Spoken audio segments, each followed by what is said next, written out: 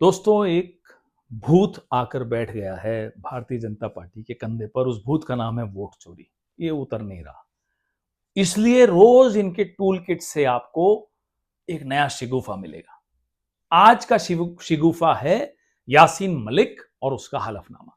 यासीन मलिक के एक हलफनामे का एक पेज निकालकर आज ये पूरे दिन उछल कूद मचा रहे हैं भारतीय जनता पार्टी वाले। उस भूत को उतारने की कोशिश कर रहे हैं वोट चोरी के, नहीं उतर पा रहा।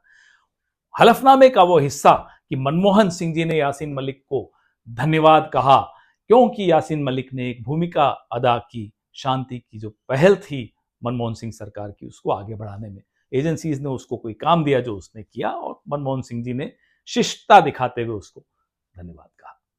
इसमें गलत क्या है? भारतीय जनता पार्टी को किस बात से आपत्ति है कि शांति आए या मनमोहन सिंह जी के शिष्टाचार से? किस चीज से आपत्ति हमें नहीं समझ में आया।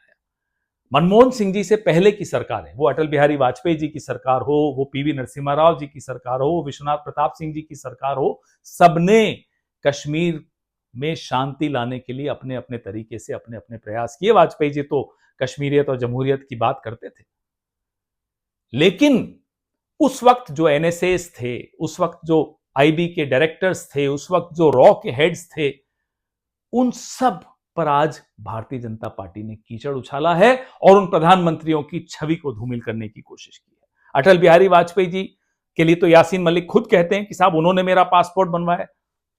तो क्या अटल जी राष्ट्र विरोधी हो गए? यासीन मलिक खुद कहते हैं कि अजीत दोवल मुझसे मिला करते थे। क्या अजीत दोवल राष्ट्र के खिलाफ काम कर रहे थे? अरे, कश्मीर को हम सब अपने दिल का टुकड़ा मानते हैं, कोई जमीन का टुकड़ा नहीं मानते।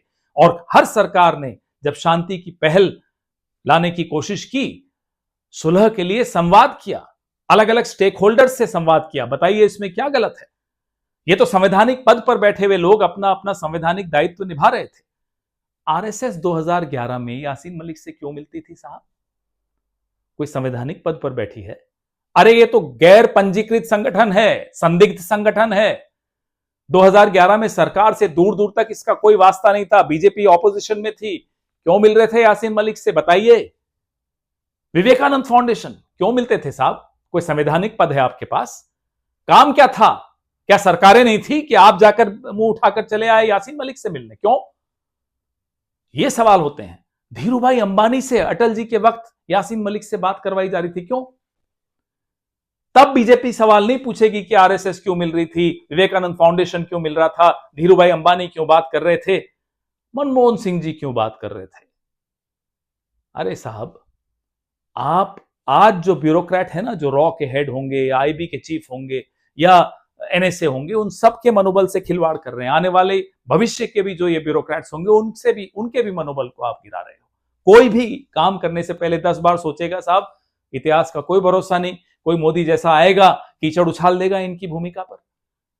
आपको एक प्रसंग याद दिलाता हूं, बीजेपी को खास तौर पर।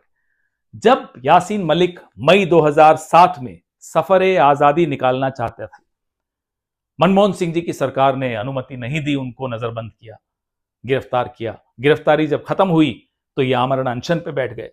अटल बिहारी वाजपेयी जी ने हस्तक्षेप किया, मनमोहन सिंह जी को कहा कि इनको अनुमति दीजिए, सफरे आजादी को निकलने दीजिए, और मनमोहन सिंह जी ने निकलने दिया। तो क्या अटल जी राष्ट्र विरोधी हो गए? ये सवाल अब हम बार बार पूछेंगे। आरएसएस क्यों मिलती थी यासीन मलिक से? क्या भूमिका थी? क्या योगदान था? कारण क्या था? हैसियत क्या थी? विवेकानंद फाउंडेशन क्यों मिलती थी यासीन मलिक से? क्या हैसियत थी? क्या योगदान था? क्या भूमिका थी?